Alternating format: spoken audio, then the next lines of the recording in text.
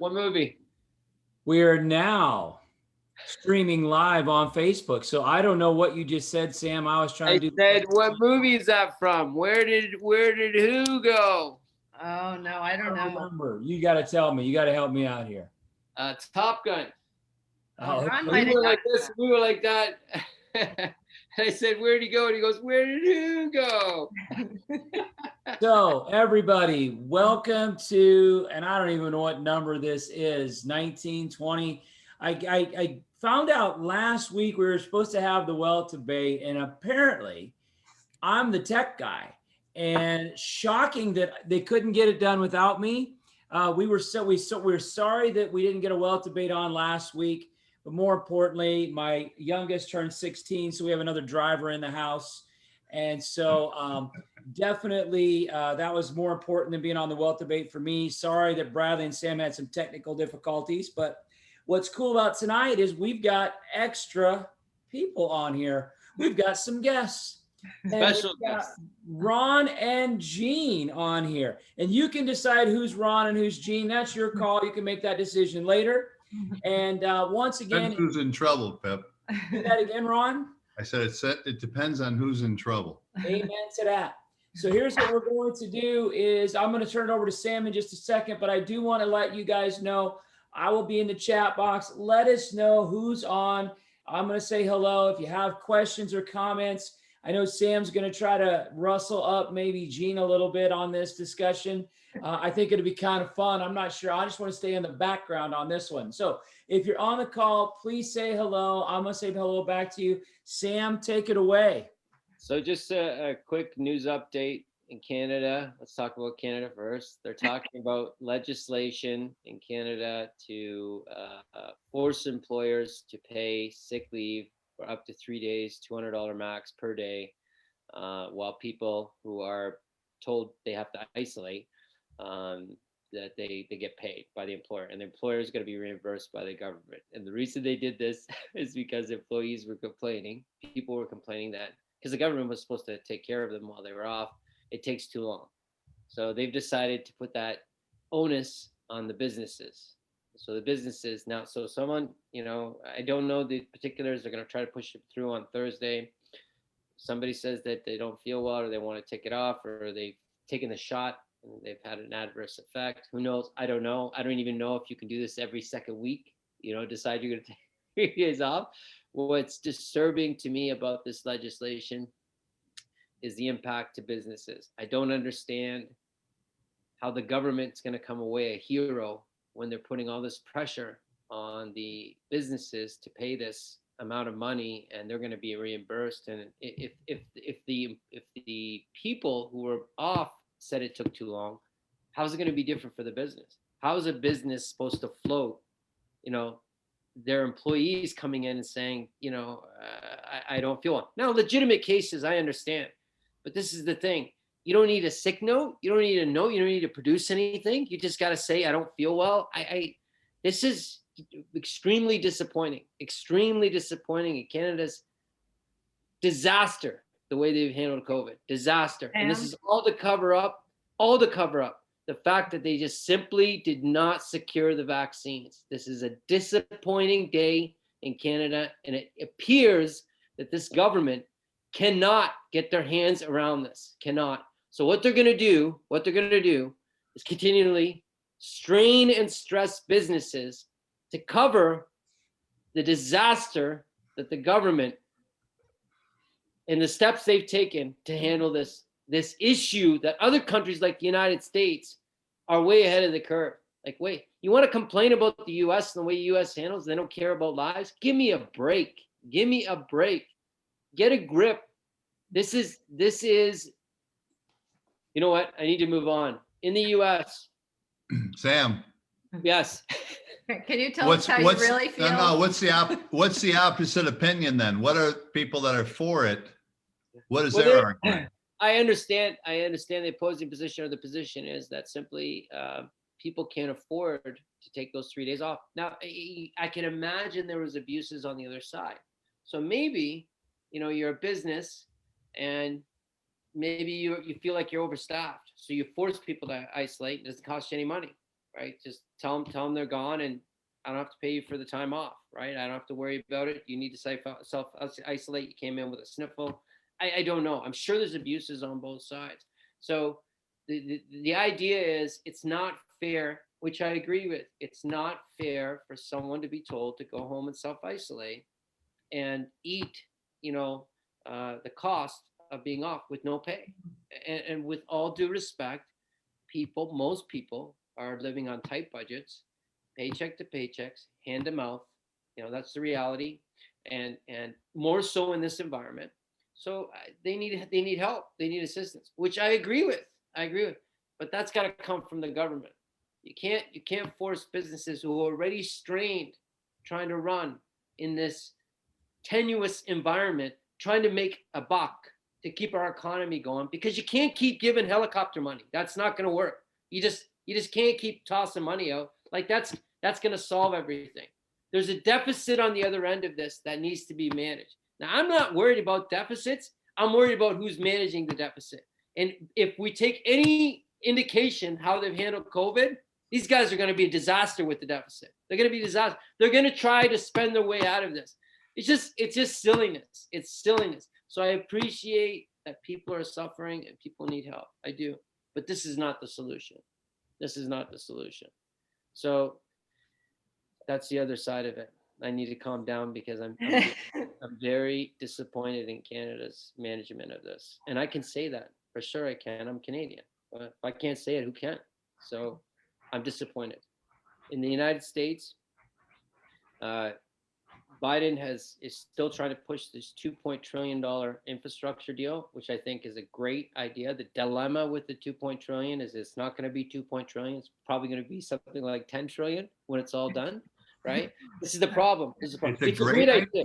Did you back up? Did you say it's a great idea? It is a great idea. It is a great idea. $2 trillion that was just before that, and the $2 trillion that is on the table after this. Which one of those are the great ideas? I'm confused.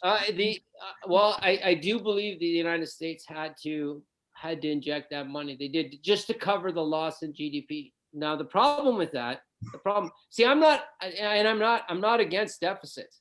I mean, it's okay to be in the hole. It's okay that your debt to GDP is over 100. I'm okay with that. I'm okay with that. It's how you manage the debt. It's just like us with business, right? We want debt. If we manage debt properly, it's extremely profitable and it works. But if you don't have a plan to manage, you can't just keep spending. So the United States, the infrastructure idea, which is absolutely needed, and this is a time to do it, is a great idea. The dilemma is when the government turns on the top, that's when the wheels come off, right? So 2.3 trillion turns into 10 trillion, over 15 years. Now it's a 30-year project.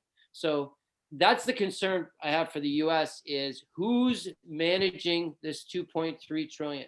They screwed it up, with all due respect, with TARP was a disaster. How that money was dispersed was a disaster. And it seems like the government, it's funny, how quickly people spend, how easy it is to spend other people's money. That's taxpayer money. So in the government, I can be a hero. Oh, I'm just going to start handing out money. I'm just going to, helicopter money, and I'm going to look great. Well, that's great. And everyone thinks you're a hero until the bill comes in, and then you got to pay the bill. I'm okay with the debt. I think the infrastructure idea needs to be managed properly, but I think it's needed. I do believe it. Now, there's a caveat here. Japan tried a similar approach when things were going wrong there, and they were trying to stimulate the economy, and it actually dug them a deeper hole into deflation. That was one of the huge things, misspending. And one of them was an infrastructure program. So the United States has to be very, very careful with this, very careful, because this can spiral into deflation, which is a complete disaster. That's a shift of someone becoming a consumer to a hoarder of money. And that takes forever to change back. It takes forever. Sam, how about the issue with all of the money that's coming from the government in the US? That people are saying, I'm making more money staying at home, collecting checks, collecting unemployment. We where we live in Florida, we have restaurants that are open and they can't seat people, not because they're not allowed to be open, because they can't hire anyone. Yes. The problem. So in Canada, very similar in Canada. I had one of my employees walk up, and say that his friend was laughing at him because he only makes $171 more working than being off with COVID pay. And I looked at him and I said, do you not want to work? He goes, no, I didn't say that. I said, okay, I mean, there's a choice there. I mean, if you don't want to work, I mean, I can't stop you. I can't make you work. I can't make you work. But you called me. This young man called me and begged me to work because he had been stuck in his house due to other reasons for like a year. He was off and he was going stir crazy. I said, yeah, I will. Anybody who wants to work, I will train. I will support. You know, if they want to work, that's awesome. But someone coming to me and bringing this is exactly what you're talking about. This idea that there's an opportunity to get away with something. And this is extremely disappointing, But this attitude comes from the top.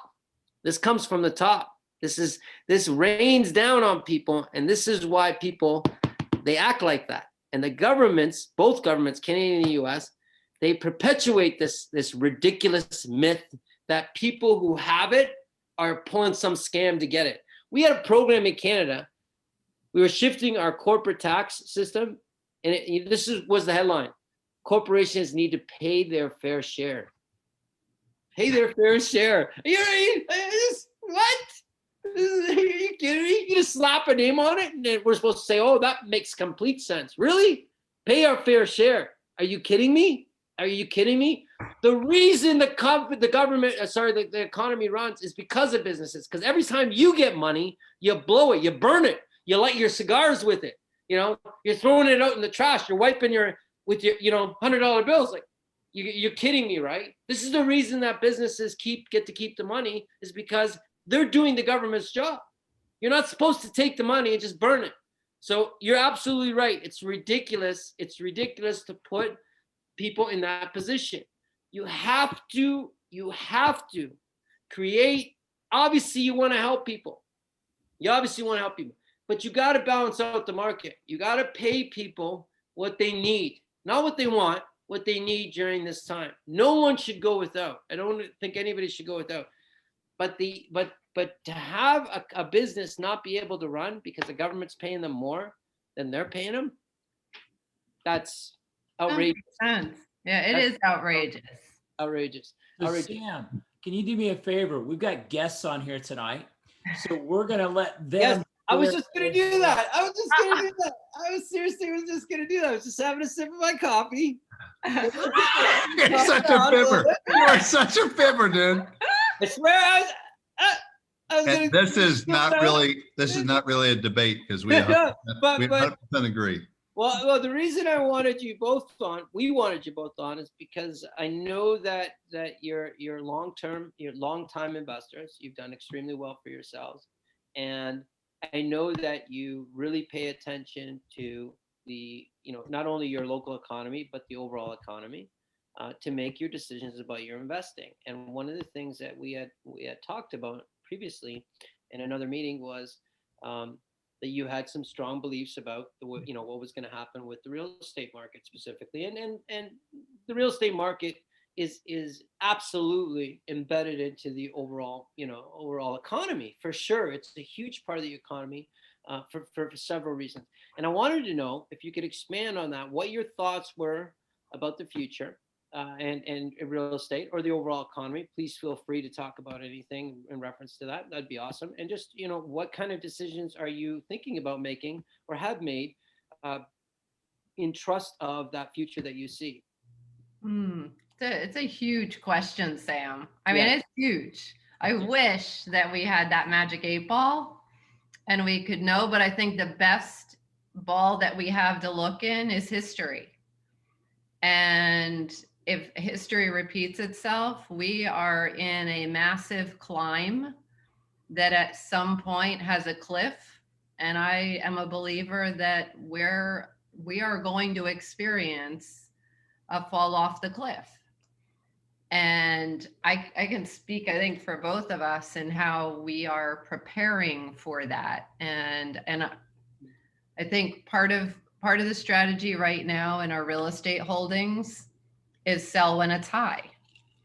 And I don't know where you are on that spectrum, but for us, we're evaluating every property we own and we're making a full assessment, even if it was something we thought we were going to hold longer, Right. and saying, should we sell that now and have those funds available for when the market does turn? Because there's never a time not to be learning, right? I mean, we're like, I'm so glad we learned what we've learned up till now, because we're going to have to just move with the cycle.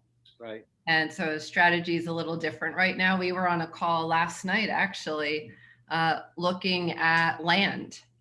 And we don't typically look at land, but it was a discussion about the contractors where we are in Florida, they can't get land to build because there's a housing shortage. Oh my God. And so everything is so out of whack. You got so many Right people now. moving to Florida and other states. We You got see the trend around the 1,000. country of where the pockets are, people are trying to buy real estate, and it's coming in all forms right now. So it's insanely high right now. Houses go on the market, and this is true in Jersey, which people are bailing Jersey, but people are leaving New York City to go into Jersey, so it creates that trend. We've got our sons trying to buy houses there. The same thing there and out in Vegas and other places here in Florida.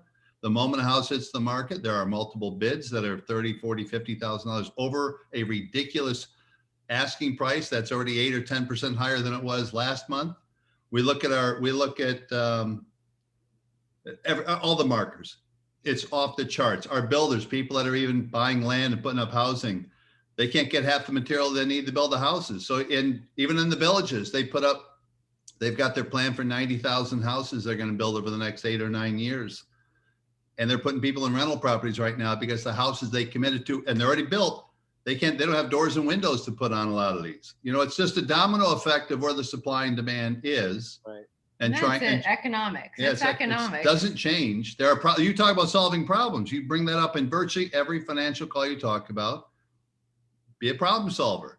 Well, these problems don't have endings to them right now because you can't fix some of the brokenness that's out there. The inflated prices and the product that you need to complete what a lot of these people are doing. That's a tough one. Yeah. So we have been picking off a lot of our property at different areas and selling them and getting our own share of ridiculous pricing and using that money that we'll have to go with the next bigger plays that we're pretty confident is going to happen months down the road. Months. Could be months. We're thinking it could be as soon as before the end of this year. Yeah. And it may not be. It depends on how long there's assistance, right? I mean, you started this with assistance, and as long as people are funded to make it, it won't have that effect yet. Yeah. Areas that were not hot before are smoking hot out in the country right now. Areas that never got 2 looks. They can't keep the land right now. Place that had They can't keep the houses. They can't keep anything. the land because they're just moving from city to country as fast as they can do it. Relatively, I mean, it's just, and you don't blame the people for putting these prices up because people are showing up and willing to pay for it. And you talk about problem solving. It's creating the other need. We've got a neighbor a couple of doors down that is massive into Section 8. He loves Section 8 and trying to get us to do Section 8 for a while. He's been in it for 20 years. And his math is only 25% of the people that need Section 8 are actually being satisfied right now. There's 75% of the population of that pool that is not being taken care of by the government. Well, that is changing in the United States, probably with funding, where they're going to help more. There's going to be more and more assistance for that. He knows that, so he's buying up more real estate in anticipation of the shortage for people that are low-income housing. But that's creating a domino effect elsewhere. People that have cash are putting cash on houses. First-time homeowners that need to qualify for a bank or get a home appraised. Houses can't appraise for what their people are buying right now. So they're being bumped out of the market, which is going to create a need that we can solve. Somebody's going to be able to solve with all this open retail space. We can figure out how to use where all the commercial buildings are sitting vacant right now because of Zoom and everything else. It's a circle right now. It's fascinating to try and have the conversation because nobody's right, nobody's wrong, and there's just going to be problems all over the place for all of us to solve. Yeah. I think that the housing situation can last longer because when these houses go up in value and they escalate at the speed they're escalating, what happens is there's a huge drive for refinancing and getting lines of credit. So the equity in those houses that wasn't earned, right? Not through time, not through forced depreciation, right? Who would believe that a house goes up 20%? You didn't touch the roof, you didn't touch the outside, Right. you didn't do anything. If the house got a year older, it's actually older. It's worse Correct. off than when you bought it, right? It's, Right. you know, every house that's lived in is somewhat distressed. We live in it. And now it's worth 20%. And you plan that? You plan that? Come on. This is ridiculous. So as that price goes up, though, they get a letter from the bank. Hey, you want to get a line of credit? you want to consolidate some debt, some credit card debt. Guess what? Your house has been appraised and there's, you know, $40, $50, $60,000 you can take out and consume with, right? Or you can go and invest with it. So then we take that money out and we buy some stuff and we end up right, which drives the economy and more jobs and more money but eventually, and this is what happened in 08, eventually, I mean, the music stops and there's a few chairs missing. And if you don't have a chair, you're going to get hurt. You're going to get hurt. You're going to get hurt. So I agree with you that there's definitely something coming. But I think that the governments around the world, the United States included, now it's the least in jeopardy. These governments around the world are injecting so much cash into assets, eventually coming into those assets that creates an environment where there's no money to be made in the market, stock market. There's no money to be made in real estate. There's no yield. You know that you can't buy a property and make money renting it out. There's no yield at all. Even with leverage, there's no yield. Same with the stock market. You know, when your returns are fractional, less than 1% or negative yields, if there's no returns anywhere, that's when people why wouldn't I just hoard cash? Why wouldn't I just hoard cash? And that's where my concern is deflation. So I don't know if things are going to fall apart quite that quick. It can actually extend longer because of the extra money that's made by pushing up the asset prices, and it reinjects. And you're right, though, when the assistance stops, this is the problem. I don't think they'll stop. I think they'll keep doing it. So the game will be, we can play the game of, let's extend the amortization, let's lower interest rates, and let's lower the down payment. So, you know, you'll come into the bank and they won't, you don't need nothing. You don't need anything at all, right? And then it'll be your credit. Your credit doesn't matter. Don't worry about it. And this is the subprime, the whole subprime lending problem that we had. And the amortization is no longer 30 years, it's 40 years. You know, the interest rates now are 2% for 40 years. And at 2% of 40 years, all of a sudden a $300,000 house is worth, you know, $1 million, you know, because the guy who's getting the loan, his pay hasn't changed. But if we can allow him to take more of that pay, the same pay to buy more house, why don't we do it? And this is what the governments are doing. Same guy's making $2,000 a month. How's he buying from 300 to 600 or 700,000? Well, it's easy. He didn't need any money down, and his interest rate dropped. So now more of his payment is stretched over, and he's still paying the exact same amount. This to me, without question, is a recipe for disaster. How do you fix something like that? How do you stop something like that? Well, You let the market. Sorry, go ahead. Yeah, I was just going to say, well, how do you account for the other dynamic we're seeing at play is you get a house for sale and the prices are high and you're competing with the cash buyer. So if you're the guy or gal that wants to go to the bank and get the mortgage and put a little bit down, but the seller has 10 offers in front of them and they got someone paying cash and paying high because they just want the house. No conditions. You're putting Correct. Other people out of play. Yeah, absolutely. And And- this is a very common problem actually in San Francisco, Vancouver, are two of the big names in BC. People who have grown up in those communities can't buy a house because there's so much injection of exactly what you said, cash buyers. Foreign money is a huge problem. So what they did in Vancouver, they charged a surtax for 15% if you're a foreign investor and you don't live in the house, 15%. Now, here's the thing. Real foreign investment is anybody who doesn't live in that community.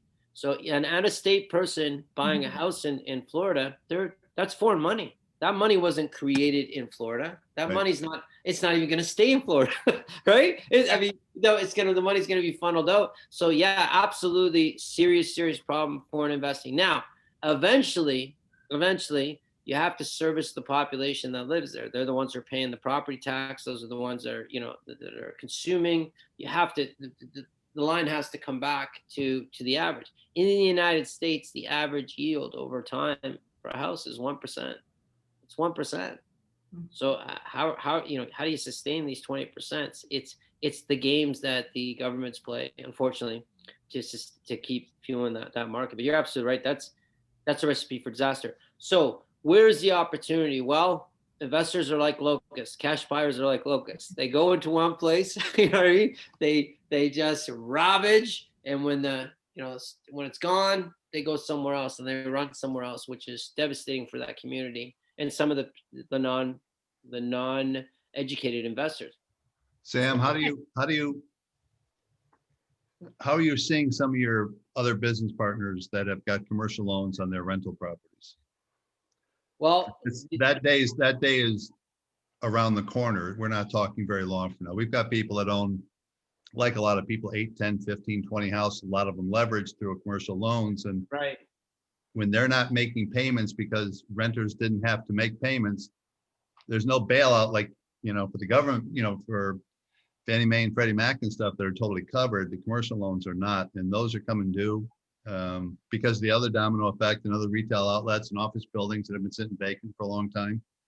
That side of the world has a very different math calculation, and those houses, you'll be able to help some investors out by finding them and working out a really nice deal with them. They'd be happy to talk to you. Well, you're right. And the government, the way the government in the past, what the game they play in that situation, and you're right, that's absolutely going to happen. It is happening. Is what they do is they lower the cost of debt. So what will happen is a lot of those loans will be renegotiated at lower interest rates to keep them going. Right, to keep them going. So they know the person can, same thing with the house, right? If I know you can afford, $1,200 a month, and that's the amount, all I have to do is either I can extend it and drop the interest rate. And this is a game that the government plays where they'll drop the interest rates.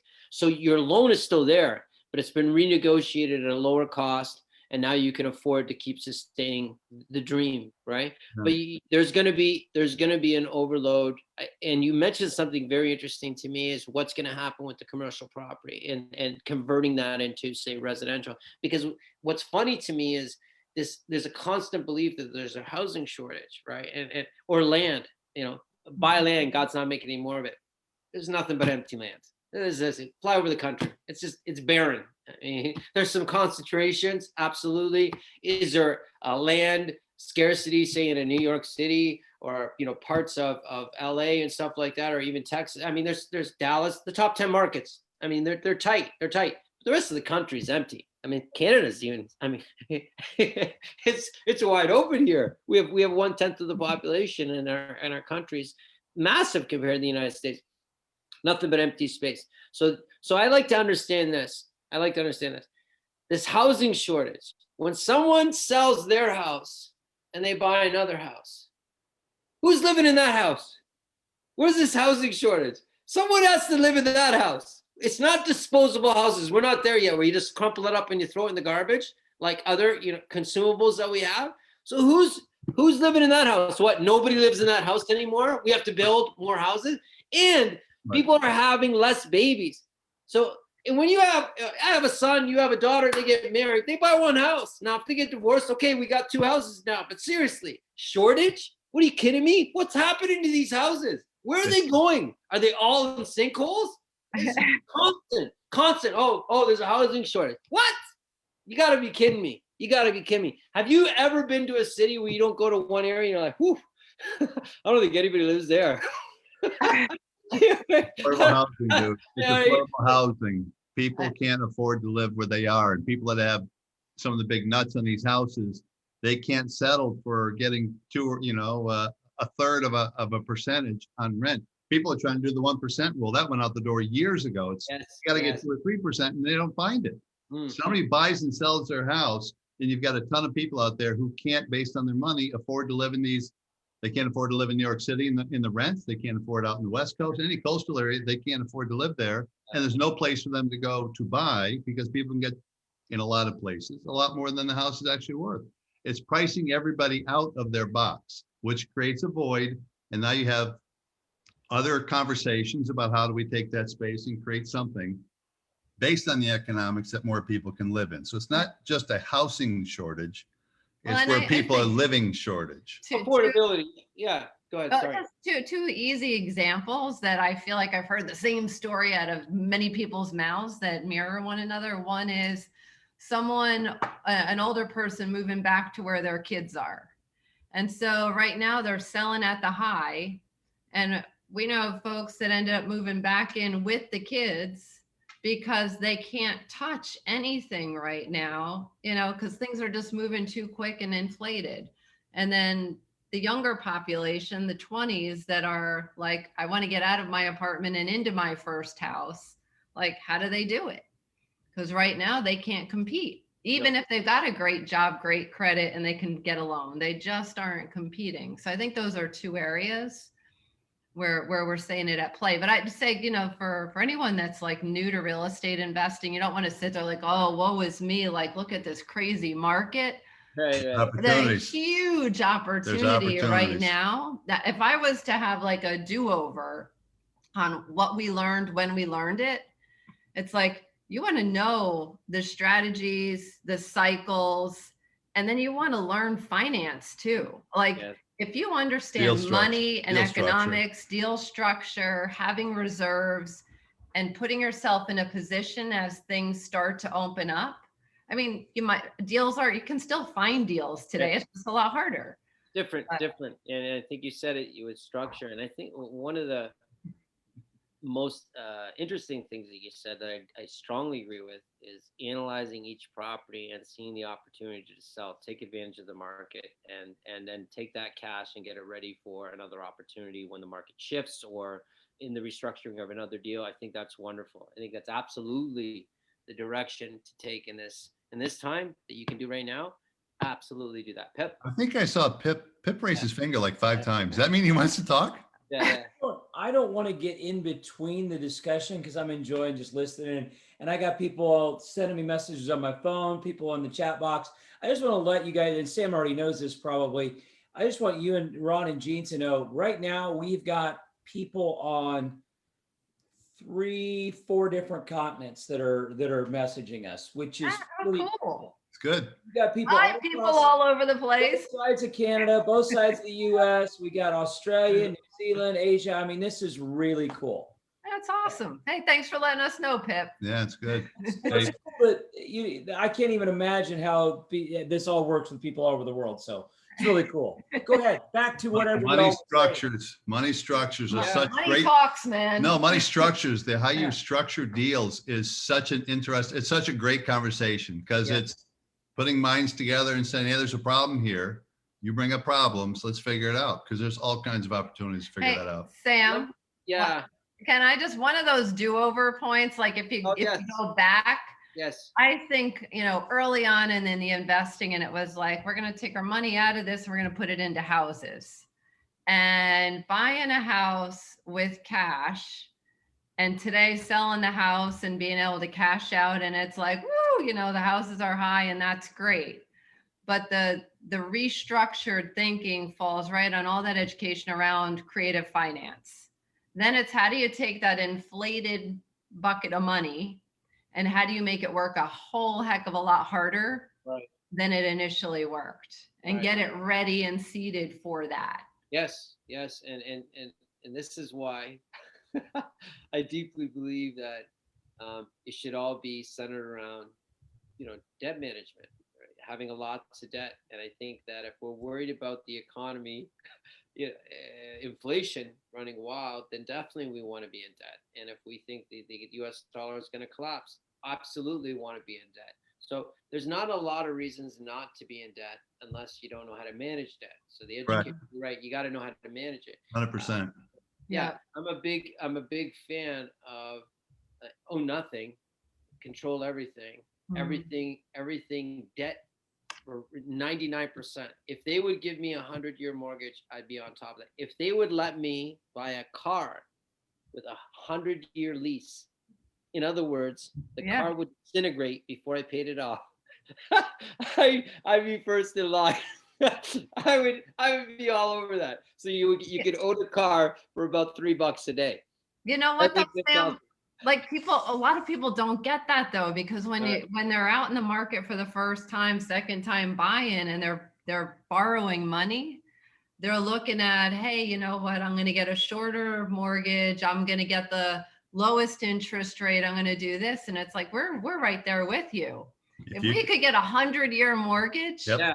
we Yeah. could always pay it Yeah. off faster if we wanted to. right. Yeah. You're in But control. Should things go south, at least you don't have the pressure of making that high monthly nut for the next 5 years that you can't afford. Give So the keys back. Give the keys back. I want the keys. Take the keys. To me, it makes complete sense, and I think that people are not used to making money from money, let alone making money from debt. And Yeah. that's the concern and the fear is to be. And this is the disaster for the middle working class that we all grew up in, was own everything, pay it off. And this begs the question: who's really materialistic, the middle class or the wealthy? I'd say the middle class are. They want to own things, they want to pay them off, they want to value them, sometimes above certain other things that are definitely more important. Wealthy people don't want to own anything.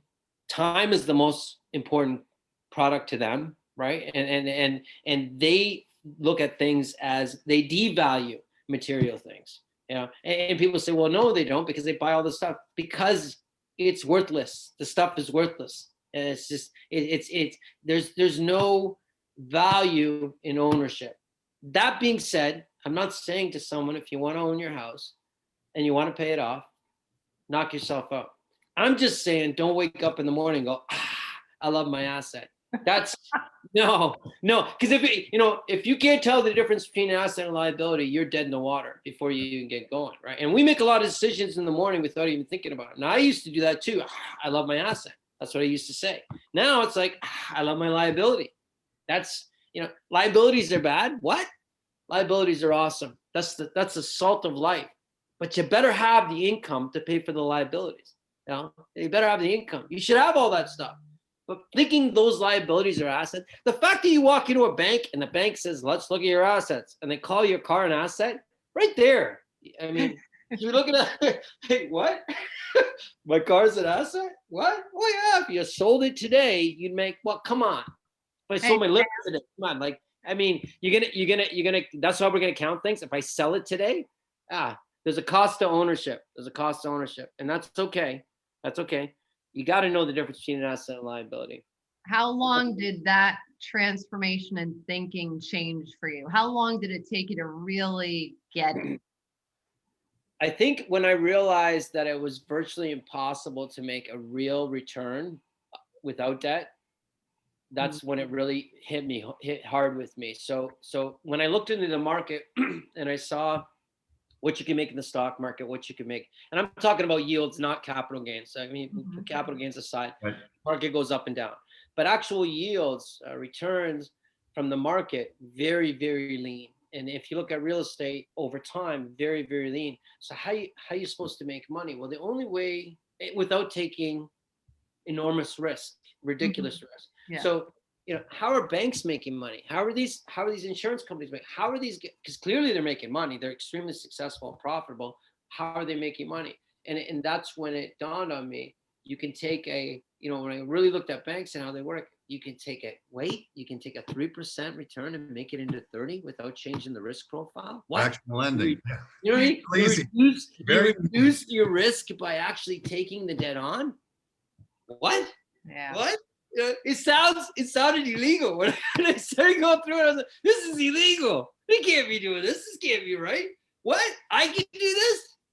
Oh, easiest asset to do it in is real estate. So when I realized I could take a small return, right, centered around a decent, solid investment with a small return, save 3 or 4%, and I could turn that into 20% by changing exactly what you said, changing the structure, not the risk profile, change the structure, actually reduce your risk by changing the structure, right? Don't add on an extension to the house.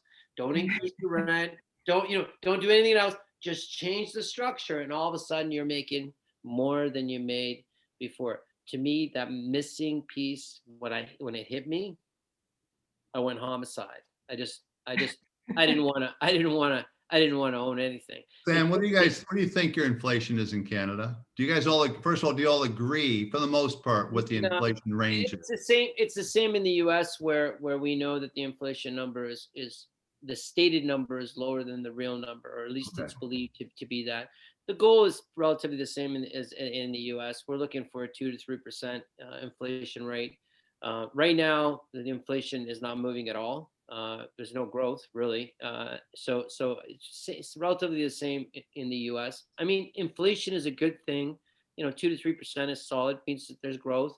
But Canada, same time you guys experienced hyperinflation in the 80s, early 80s, we did too. I mean, the U.S. really has a huge impact on us. So inflation for us is the Bank of Canada is kind of following the lead of the Fed, where we like to see inflation a little higher, because really inflation, 2 to 3% means growth.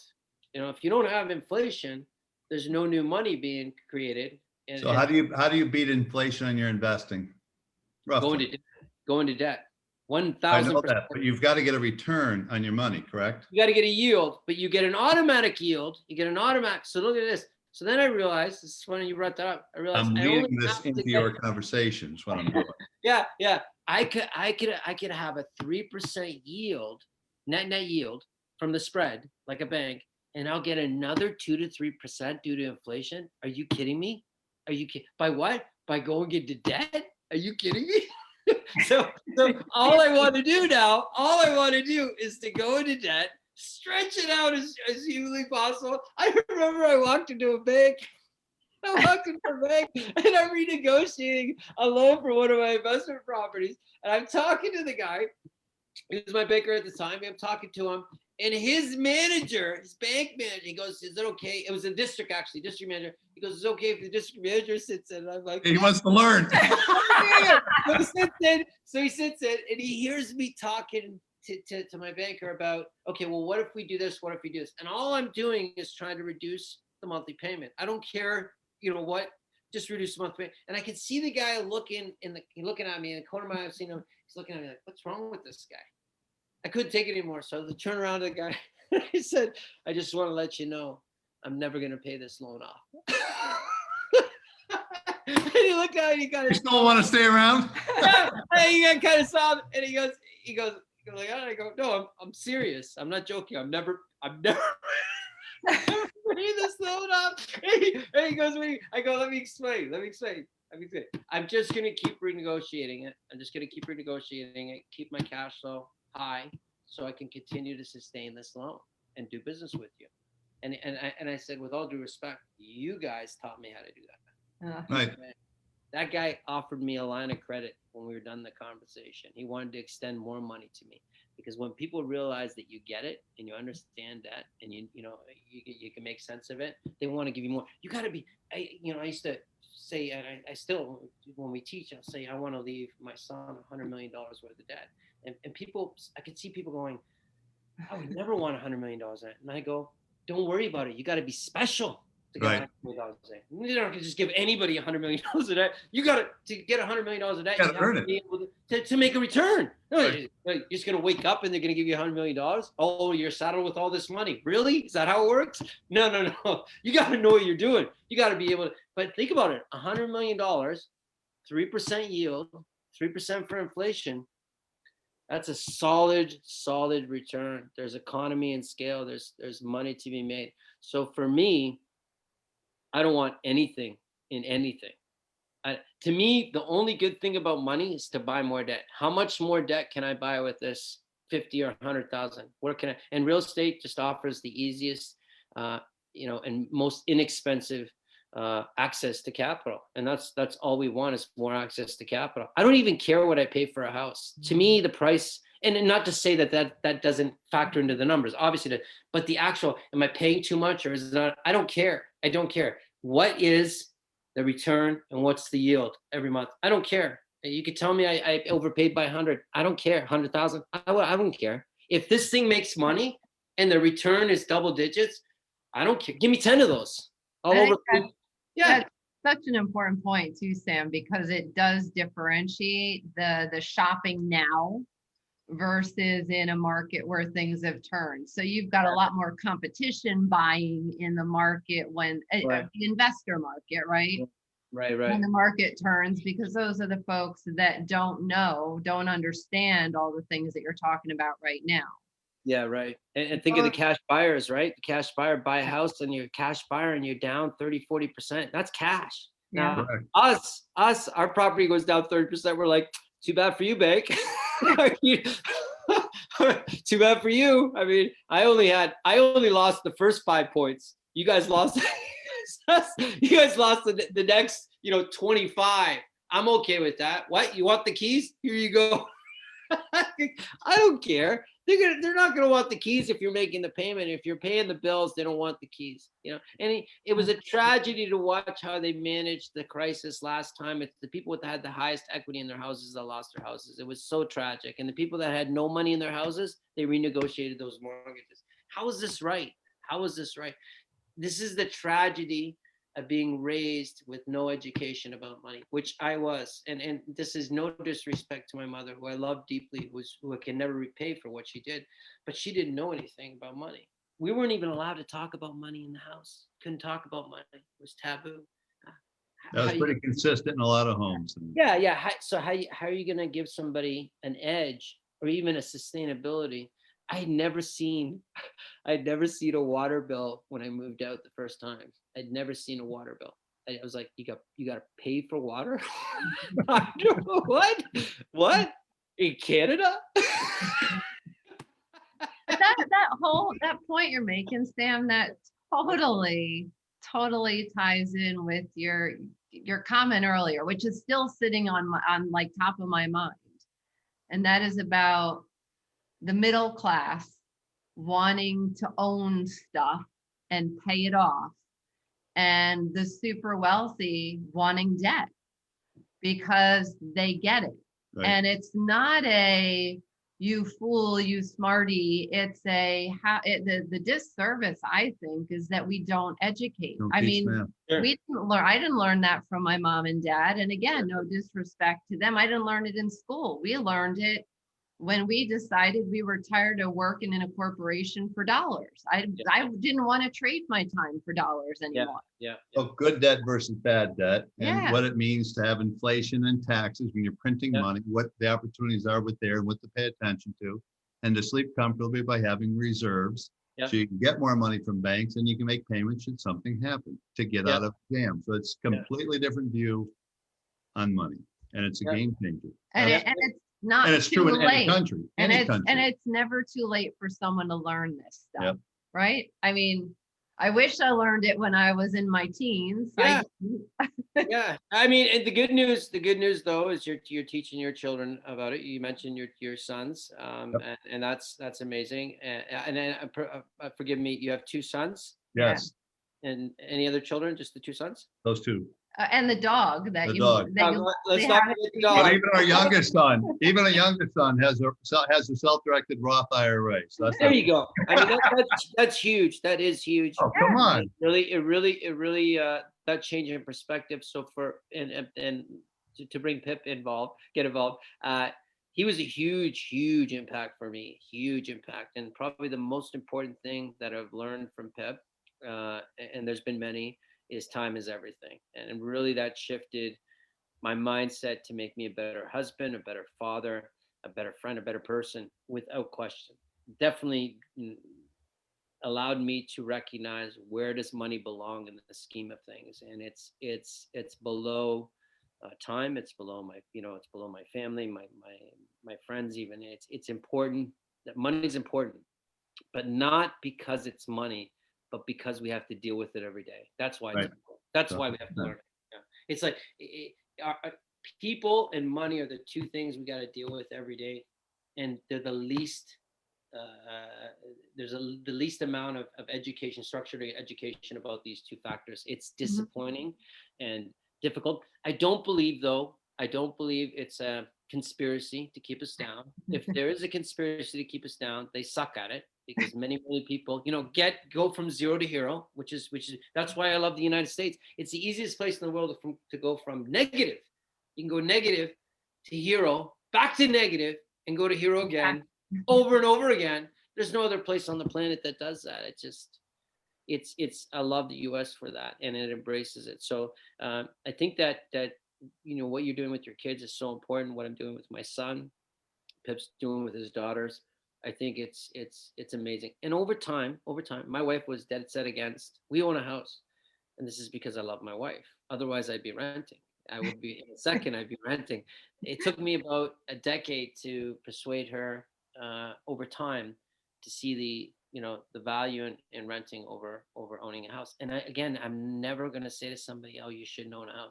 I'm just saying, if you own a house, and that's okay, recognize it as a liability.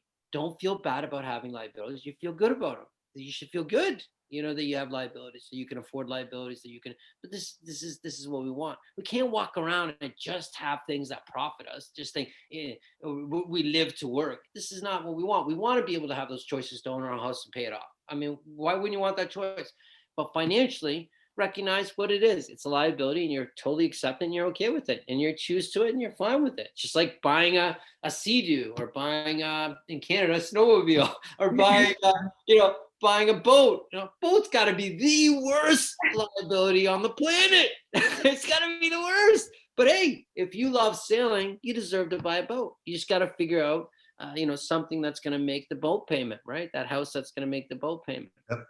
We call that a boathouse, right? And then the car that pays the car payment is the car house. We have those. And I think there's a lot of value for folks in being able to sleep at night. Yeah. Yes. And if owning their house lets them sleep at night with comfort, then own your house. I'm all for that. I think a big part of that is, and we do the same with the boys, we do the same with anybody. We'll educate, like we're learning, and you make your decisions that you're comfortable with. But if you make decisions without knowing other options, that's what's frustrating. Or people that don't want to listen to what the other side might be, to say, you know what, I get it. I had a blind spot to that, and now I understand. I'm still more comfortable over here, but I understand that perspective now. It makes sense. And I would love just a day in court to be able to share some of that with somebody. And then they're comfortable. I feel better if they're making their own decisions and not being forced to do something without all the knowledge. I think that's so important. I think a lot of people are opening up to that. And I think that's very helpful. Yeah. And I think if you don't have other options, is it really a choice? Right? Is it really a choice? If you only know one way, and so many of those financial decisions we're making without even thinking. There's 100 decisions you make when you wake up in the morning. You don't even think about them. They're on a subconscious level, but they in inches will devastate you financially, and that's what happened to me. And it definitely don't want that struggle for my son. I don't want it, and I hope that, and I believe the influence of Pep and the education that I got, and having these conversations with you, this is the difference. This is the difference. We don't want to just talk about it. We want to live it. And if we really want to be, have the impact we want on our children, they learn by example. Your kids are the best and worst of you. That's the disaster of having kids, because they show you how good of a person you are. And if you suck, hey, that's gonna rub off on the kids. Even the ridiculous stuff. I'm very clumsy. I bump into things all the time. Guess what? My son does too. He can't help it. The kid loves me. So, that's how he expresses his love. He bumps into things. It's awesome. I love kids. My one regret, I wish I had more babies. But anyways, I shouldn't say that too loud. I just gotta be careful. What are you looking up for, Sam? What are you looking up for? I can hear my wife screwing around. I'm wondering if she wait a minute, more babies. What? Yeah. You know, I get amazed sometimes when people know you teach, we learn a lot. I just won't keep, not saying we teach, but we learn a lot. You'll know different strategies, whether it's we're buying houses subject to, or through a lease option or owner Right. financing, all the different creative financing strategies that we have available. And yet they'll go out and pay cash for a house, or they won't apply to the house that the asset they're going into, or the property they want to go into. They won't use the available creative financing deals that are available that'll put them in a very different position. I don't understand the mind block sometimes that they'll throw all that logic out the window because it makes perfect sense when we're buying investment properties or picking up more property for rentals and things of that nature. But they won't do it on their own stuff. And You're absolutely right. I had some conversations with friends and students that were financially strained, not because they weren't working, not because they weren't making income, but their drive to pay down those assets was so huge that Yep. they got up every morning and their house owned them. And I talked to a couple of them and said, well, do you like where you live? Yep, I like where I live. Why don't you restructure your mortgage? You got 10 years left on your mortgage. Stretch it out to 30 years. You don't have to have that part-time job anymore. You really don't have to have that. Yeah, that's the part-time job. It's gone now. You don't have to have a part-time job. Payments come down. You don't have to kill yourself. Enjoy your house. Enjoy your house. And some people are well, I kind of like it. I say sell it and rent. Sell it and rent. You can't get up and struggle just to do that, just to have these. This is why the middle class has been trained to be materialistic. This is why we think it's okay to work ourselves to death. I'll enjoy it later.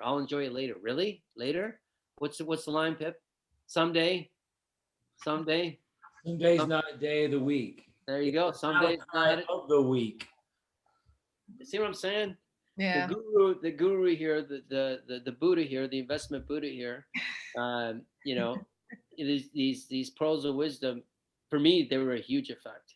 I don't know what the other people were doing, but I was listening to them. I was actually trying to listen, like, wait a minute. Like you said, seeing it from a different perspective. I mean, right. That's it. So Pip, would you like to get involved or? I've actually been busier tonight than I usually am because I've tons of great comments and questions. I think it's cool that we have a lot of new people on here that haven't been on for a while or haven't made comments before. So that's awesome. So great to see some of you guys, and it is really cool. And I know we're already at the hour time frame here, and I'm sure we can have Ron and Gene come back another time. 100%. 100%. These guys are business partners of ours. For many of you guys, you know that we're doing the Pip's Path to Property stuff. Ron and Gene are actually teaching our renovations or smart rehab class, as they call it. And so you'll be seeing them on videos. You'll be seeing them teach for us as well. The other thing I want to talk about real quickly is, and you'll see stuff coming up on Facebook about this. You'll see us make posts about this. One of the ways that you get better is to surround yourself with better people or people that are trying to pull you up. On May 10th, we're going to do a 90-minute session on getting into some different mastermind groups and how do we put those masterminds together, because really what happens is you go a lot. I mean, you can go fast by yourself, but you can go far with a team. And that's really what your mastermind is going to be. And so May 10th, make sure you're on that. You'll see more details about it. If you have questions, send them to me. We want to make sure that you get the opportunity. So if you're watching the recording, share this with other people, whatever you need to do. Make sure other people see it. Please get on our May 10th. I think it's at a Tuesday night. Ron and Gene, I don't know off the top of my head. I can look. Yeah, I think It's it every is. night. Yeah. Every night. It's an event somewhere. There's always something. Yeah. Oh my God, yes. It's actually a Monday, May 10th. Oh, So that's right. It is a Monday. either way, we're going to be doing that. I want to thank Ron and Gene for being on tonight. Thanks for having me. I want to thank you for just a little passion. I like the passion. And I just want to know, how do you feel about the government doing the 3-day? No, I'm kidding. So, Gene, do you have any parting words of any kind? Can I say something in reference? No. First, you guys, Rob and Gene, you're amazing. Love you guys. What really impresses me most about you is not put aside that you're very successful investors. Put aside that you love to share and teach people and support people. I love more than anything that you do it together. Clearly, I'm gonna say it. Clearly, you're in love. Clearly, you're a team. Clearly, you respect each other. This is easily seen when you spend time with the two of you together. To me, this is the greatest gift. This is the greatest sense of, to me, for a successful marriage. You're on the same team. You're so blessed. You're so blessed. So I love Feel that seeing way. you Life is short, right? Life is short. Make every day count. And isn't it the best to be with your best friend the whole Yep. time? I mean, most of the time, at least. You got that right. Aside the times you want to choke them, but other than that, I mean, Short of that. Short of those times. Every other day's awesome. hey, they're human. But I mean, at the end, to be able to do what you guys do, I mean, I am so impressed. And all the other things. I mean, it's wonderful that you spent this time with us. Really appreciate it, and would love to have you back to discuss more about your thoughts of the future and kind of the decisions and the decision process that you take with your investing in finance and the economy. That's awesome. There's so many avenues out there, Sam, and it's nice to be around people with integrity and character where it matters instead of all the other baloney that's out there. So we gravitate where it's important, and We love spending time with you yeah, guys. you guys are amazing. Thank you. So we appreciate that. Love you guys. You're amazing. Thank You're you. amazing. How can I be amazing when you're amazing? You. But anyway, That's amazing. I'm not very amazing, but I do know that we're probably over All on right, we're time. good. So We're good. Good night, guys. You guys are great. Have a great night. Oh, Canada, my home and native land. Hey, I lived in Detroit, Hockey Town, USA. We got our brains kicked in off and on. Love you I guys. Bye. just sing it because I'm so about this. Here we go. We got another 20 minutes, Pip. Let the clock go, man. Let it go. Give up. We're just going to talk hockey for a while. So with that being said, don't right. forget it's May 10th. You'll see some stuff online about that. And then a week from tonight on the wealth debate, same bat channel, same bat time. See you guys next week. Have a Awesome. great one.